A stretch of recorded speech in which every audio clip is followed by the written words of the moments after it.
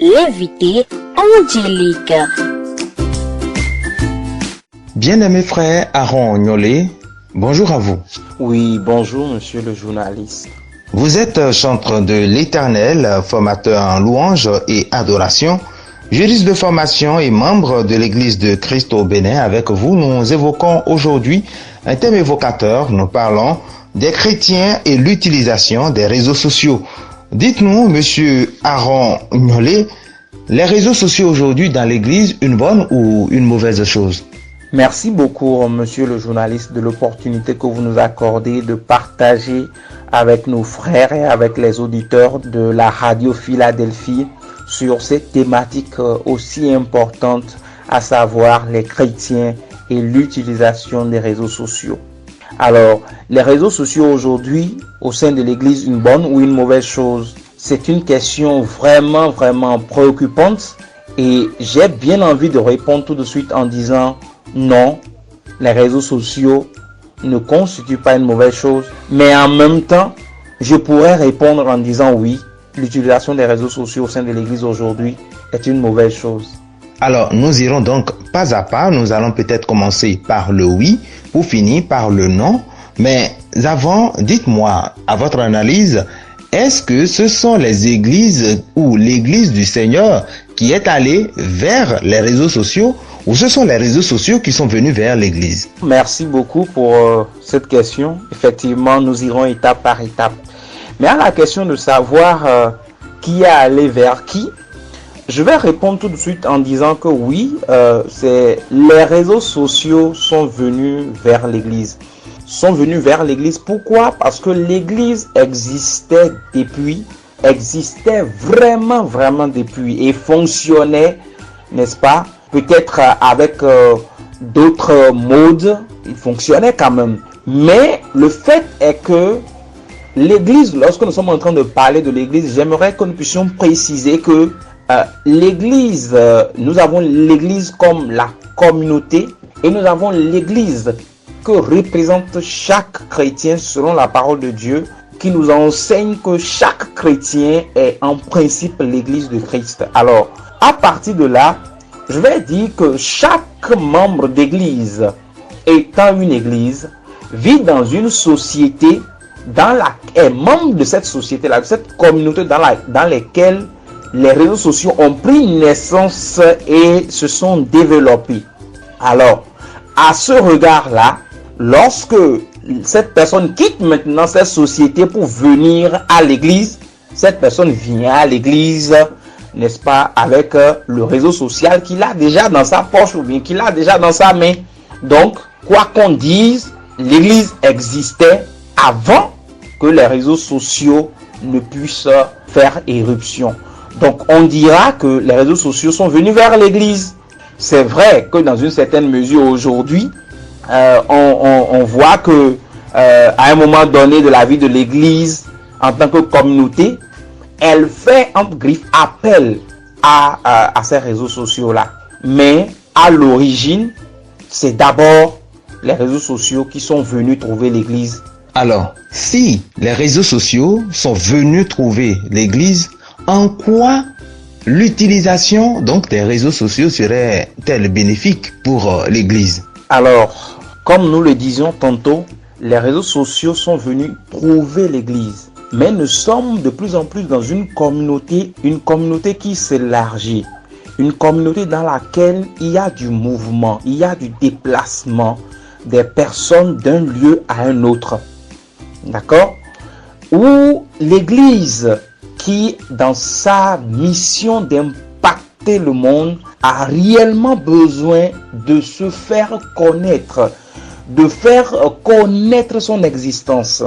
Et donc, de ce point de vue, selon le but premier pour lequel les réseaux sociaux ont été faits, et qui est celui-là de pouvoir assurer la communication entre des personnes, alors vous voyez que l'Église a réellement besoin dans sa mission de pouvoir garder un certain contact entre ses membres pour commencer, et de pouvoir également assurer une certaine communication pour montrer au monde dans lequel il est que effectivement l'Église est là voici ce qu'elle fait et voici ce qu'elle fait.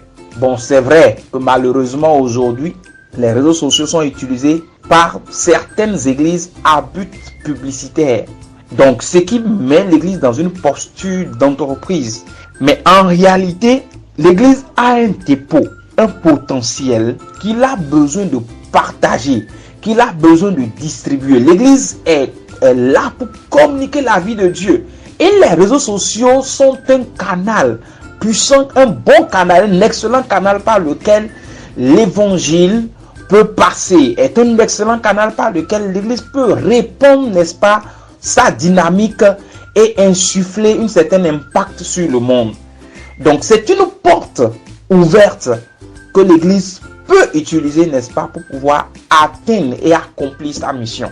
Donc dans ce sens-là, les réseaux sociaux ont une utilité pour l'église. Oui, c'est une porte ouverte pour l'Église pour accomplir l'œuvre du Seigneur, mais est-ce que vous ne voyez pas dans le même temps que ça peut être un piège pour l'Église de la fin des temps, l'Église de nos jours? Alors, merci beaucoup pour cette question et je pense que c'est une question légitime aujourd'hui qu'on doit se poser. Mais vous savez, la parole de Dieu est claire par rapport à certaines choses. Et je pense que les réseaux sociaux ne peuvent pas disparaître. Ils seront toujours là. Vous savez, la parole de Dieu dit dans le livre de Jacques, le chapitre 1, à partir du verset 13, que personne, lorsqu'il est tenté, ne dise c'est Dieu qui me tente, car Dieu ne peut être tenté par le mal et il ne tente lui-même personne. Mais chacun est plutôt tenté quand il est attiré et amorcé par sa propre convoitise. Et il dit au verset 15, puis la convoitise, lorsqu'elle est conçue, enfante le péché. Et le péché étant consommé, produit la mort. Je voudrais attirer votre attention sur ce passage-là pour dire que, ici vous voyez que la Bible nous dit que la tentation de l'homme vient de l'intérieur. On dit que chacun est tenté par sa propre convoitise. C'est-à-dire quoi? Le problème de l'église, c'est le cœur de l'église. La Bible dit dans Proverbe 4, le verset 23, garde ton cœur plus que toute autre chose, car de lui viennent des sources de la vie. L'église aujourd'hui a un cœur agité, un cœur qui n'est pas stable. Le problème n'est pas ce qui tourne, ce qui est à l'extérieur de l'église. Le problème, le vrai piège de l'église est à l'intérieur de son cœur. Qu'est-ce qui est dans le cœur de l'église? L'utilisation des réseaux sociaux au sein de l'église ne poserait pas de problème pour une église qui est entièrement acquise pour le Seigneur. Mais lorsque à l'intérieur du cœur, notre motivation est biaisée, nous avons une motivation qui est une motivation beaucoup plus de s'afficher, de se faire voir et tout ça. La motivation n'est pas orientée vers Christ. Si notre motivation est Christ, si notre cœur est pleinement pour Christ, vous allez voir que même dans l'utilisation des réseaux sociaux, vous allez voir que c'est Christ qui va se manifester. Le piège n'est pas là, le piège n'est pas dans les réseaux sociaux. Le piège, c'est celui qui utilise les réseaux sociaux. Et je m'en vais donner une illustration très simple. Est-ce que le couteau n'est pas un piège pour les enfants, pour les hommes? Et pourtant, dans chaque maison, nous avons un couteau. Le couteau, il tue. On peut tuer avec le couteau, on peut égorger avec le couteau. Donc, le couteau dans la main d'un assassin fait de mauvaises choses. Mais le couteau dans la main d'un excellent cuisinier a une utilité extraordinaire. Mais il coupe les choses, il coupe les oignons, il coupe la viande de manière à ce que même quand tu vois, tu as tout de suite envie de manger. Cela veut dire quoi? Cela veut dire que les réseaux sociaux ne constituent pas un problème en réalité. Mais c'est celui-là qui utilise les réseaux sociaux qui est le problème. Donc, si nous traitons nos motivations, si l'Église traite ses motivations de manière à ce que sa motivation soit Christ, de manière à ce que sa vie soit Christ, vous allez voir, on peut choisir d'utiliser les réseaux sociaux 24 heures sur 24, mais cela ne poserait aucun problème pour l'Église. Est-ce que les réseaux sociaux sont un piège pour l'Église? C'est possible. Mais il n'est pas le piège le plus menaçant. Le piège le plus menaçant se trouve dans le cœur de chaque membre d'église. D'abord pour commencer. Et si chacun peut esquiver ce piège-là qui est dans son cœur, c'est-à-dire lorsque j'utilise les réseaux sociaux, la première question à se poser c'est quel est le but? Est-ce que le but c'est Christ ou le but c'est moi? Si cette question-là est répondue de la bonne manière, vous allez voir que l'église sera pleinement en train d'utiliser les réseaux sociaux et cela ne poserait pas de problème pour l'église. Merci à vous, frère Aaron Nolé. Je vous ai suivi religieusement. En tout cas, merci pour toutes ces explications. Que direz-vous alors à ceux-là qui viennent à l'église et en plein culte, vous les voyez, le téléphone en main, le Android en main, ou iPhone, tout ce que vous savez, et ils sont sur les réseaux sociaux, ils communiquent sur les réseaux sociaux en plein culte, un dimanche. Que leur diriez-vous? Je souhaiterais donner quelques petites précisions avant d'aller loin. Il y a beaucoup de personnes qui disent que est-ce que ces personnes-là sont sauvées, qui se posent des questions et tout ça.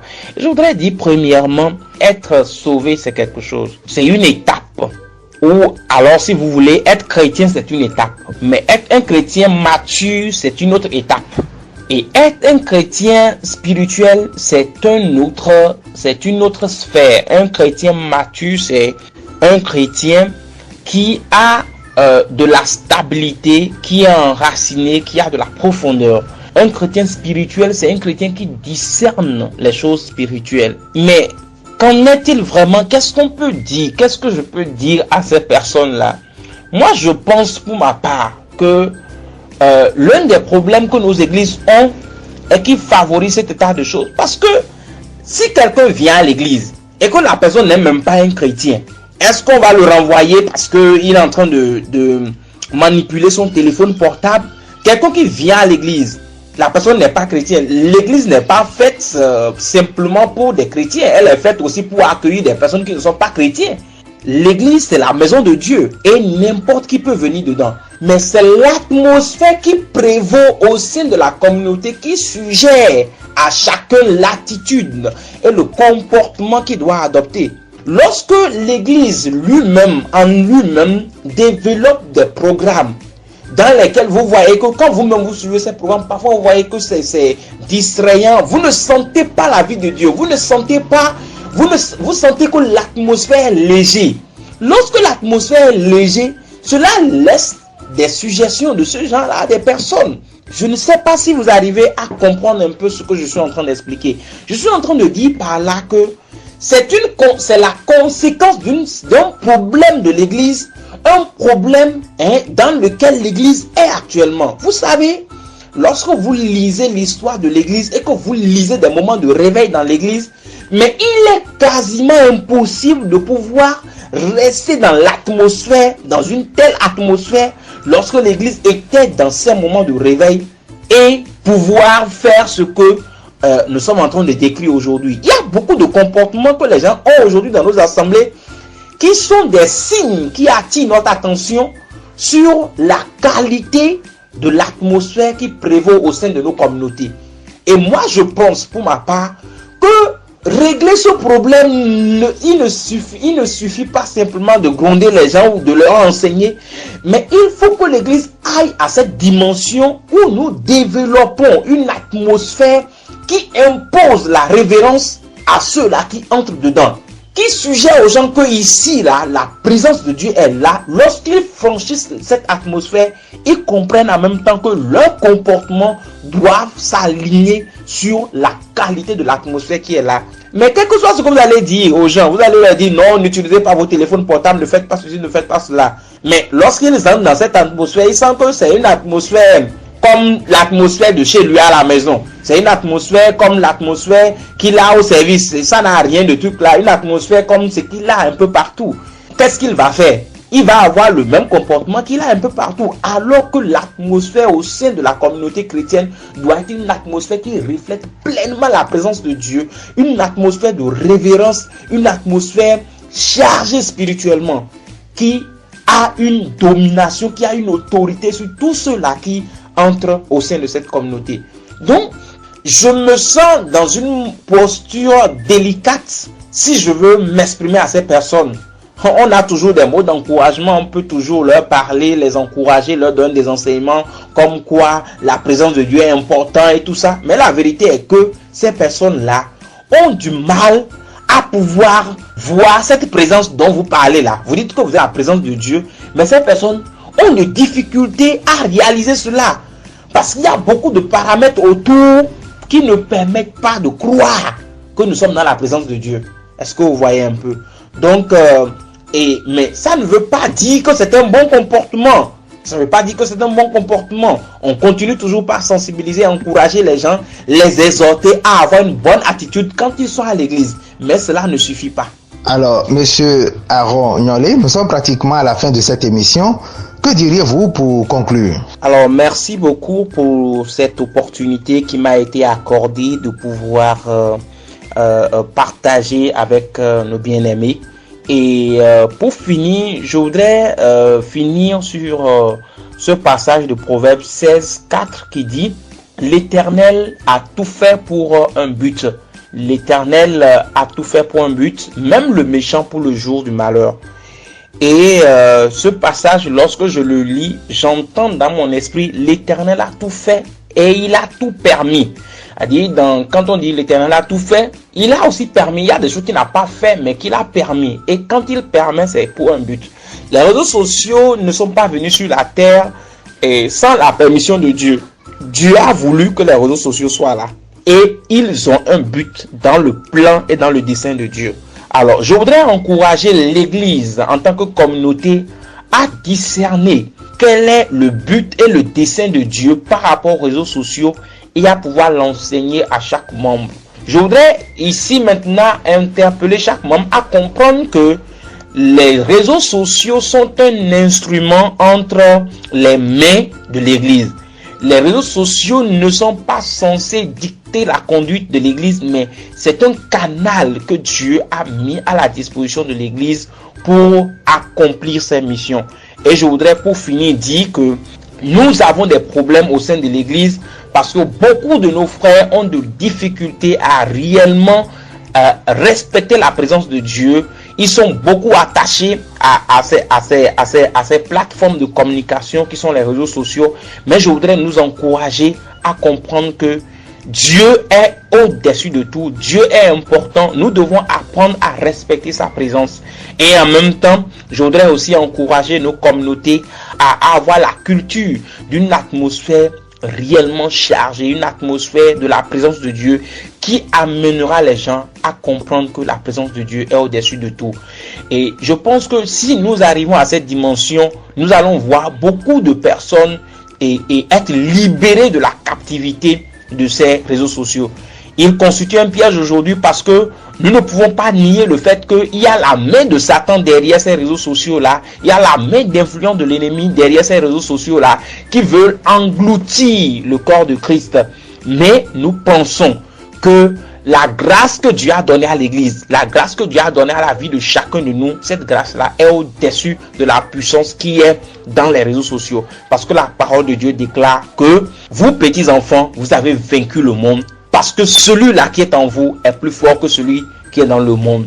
Alors, nous avons vaincu les réseaux sociaux au nom de Jésus. Et je voudrais nous encourager à être vigilants et à être prudents face à l'utilisation des réseaux sociaux. Que le Seigneur vous bénisse. Merci beaucoup, bien-aimé frère Aaron Nyolé. Avec vous, il était question de l'utilisation des réseaux sociaux par les chrétiens. Je rappelle que vous êtes serviteur, chanteur, formateur en louange et adoration, juriste de formation et membre du corps de Christ au Bénin. Merci à vous et à très bientôt. Vous venez de suivre l'invité angélique du jour.